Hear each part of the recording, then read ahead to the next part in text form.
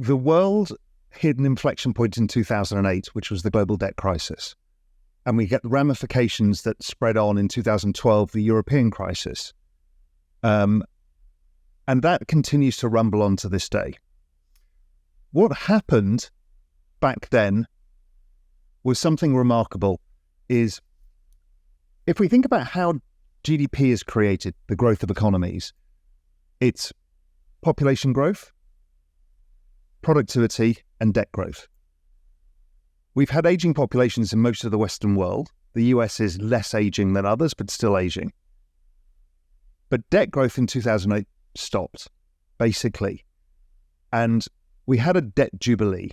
Now, debt jubilees, most people would think of, you forgive all the debts. We didn't. We did this magic trick, which we said, you don't need to pay the interest on the debt. We'll make it all zero. And every central bank around the world cut interest rates to zero.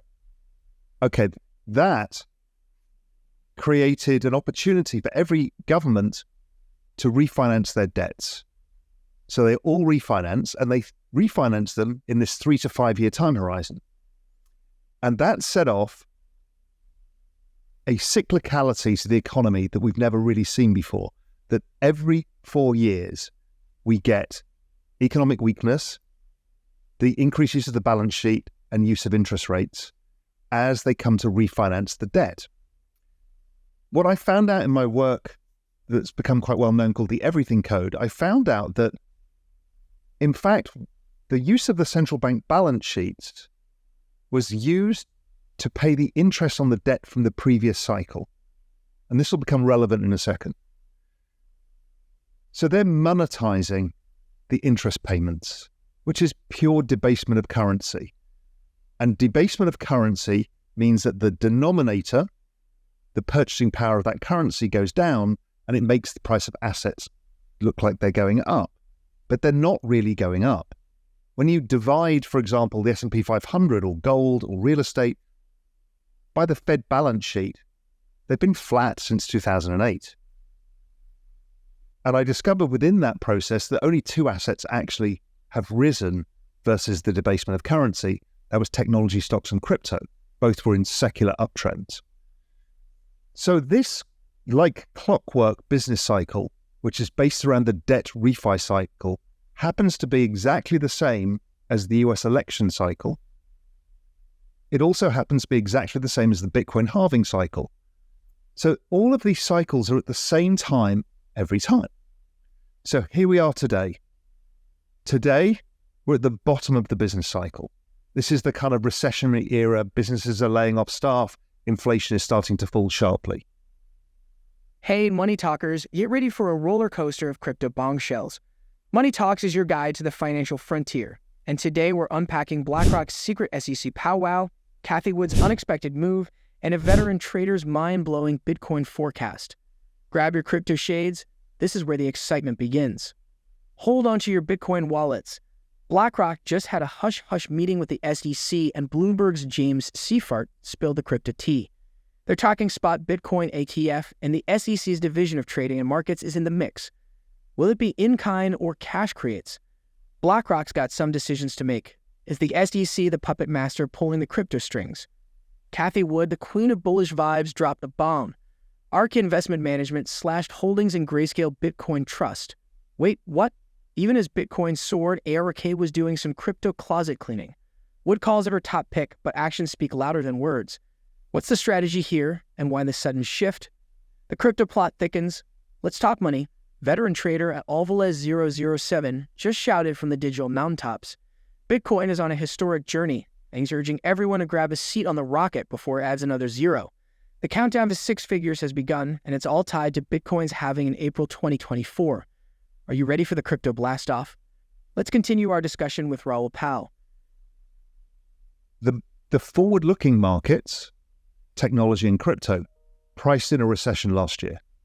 And they've been recovering since because they've been following the forward-looking indicators of financial conditions and other things. Right now, stuff like the Russell 2000 and oil is living in the present day, which is slow economy. So they're at their lows. And everyone's like, what the hell is going on? Why are these tech stocks going up and everything else is going down? It's because they're forward-looking, as it is their job. So I've been very bullish. I saw the liquidity cycle, which is the key driver of all assets.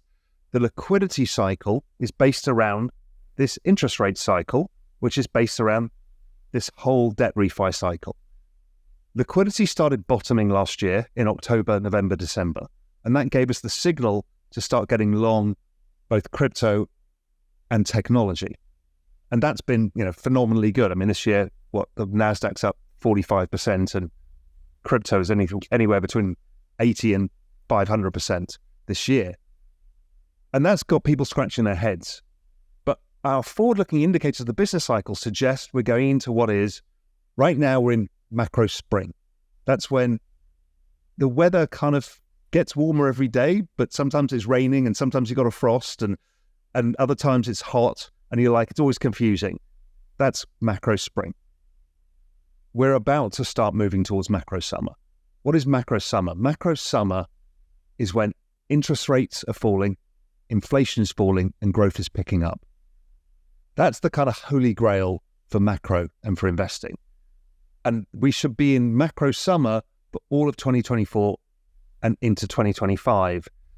And so my forward-looking basis is that the economy picks up, inflation keeps falling. I think it'll overshoot to the downside, which is the opposite of everybody else's narrative of sticky inflation.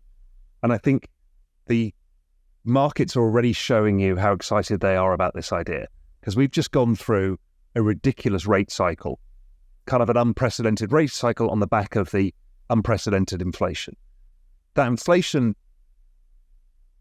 I think, was just driven by the pandemic. If you shut down, all demand and shut down all supply and then bring it all back on at the same point, you create chaos. Exactly the same happened after World War II. After World War II, suddenly everyone came back into the labor force and factories had to retool from making munitions to making cars and washing machines and whatever. And we got a massive inflation then. But then what happened is it worked its way through and we just had strong growth going forward. So that's where we are today. We've still got the problem remaining of that GDP formula. How do we pay for this bloody debt? Because it keeps going up. The higher interest rates go, the more the bonds they have to issue, which is why I think they want to bring interest rates much lower than people expect by being so late in hiking, so they can undershoot and have the cover to paper over the cracks in the system yet again. And they'll use like the commercial real estate and the banks as one of the excuses to do it, to start using the balance sheet. But we've still got the problems with the economy, is it's not growing fast enough to pay the interest on the debt. So if the economy on average is growing at 1.75%, and let's say interest payments on debt is about 2%, and the government's 100% of GDP in debt, that's all of GDP just to pay the debt. So what you need is to grow GDP. And to grow GDP, you either need the population to grow. Well, that's not going to happen. We need productivity to grow. That's technology. So productivity growth is what I'm really looking at. And it's not this cycle story, but by 2030, we will see AI solve for both problems. AI and the robots are new demographics. They're new productive units in the workforce of infinite scale. So we can now have an infinite population of productive people in inverted commas, and that will start driving productivity. The next part of the equation is we need to bring the cost of energy per unit of output down. And it won't come out of fossil fuel markets, it'll come out of renewable energy plus nuclear energy. If you lower the cost, the average per dollar barrel of oil price over the last 60 years has been about $40, inflation adjusted. But if you change to a new source of energy or bring in other sources of energy to make an excess abundance of energy, and you bring it down to $40, at $10, that has a massive multiplier. So my big picture is we're about to go through an economic revolution, but we're not finished with the downside of slow economies. And that's going to mean more and more use of the balance sheets, ongoing increase in asset prices, and this ongoing cyclicality of the economy. The approval of the spot Bitcoin exchange-traded fund ETF in the U.S. could inject substantial new capital into the cryptocurrency market. Glassnode's latest analysis on the subject provides a deep dive into how spot Bitcoin ETFs could reshape market demand and supply, signaling a new era for Bitcoin's integration into mainstream financial markets. In the wake of the settlement between the U.S. Department of Justice and Binance, the world's largest crypto exchange, federal authorities are insisting that the exchange's former CEO, Changpeng Zhao, CZ, remains stateside until his sentencing in February 2024.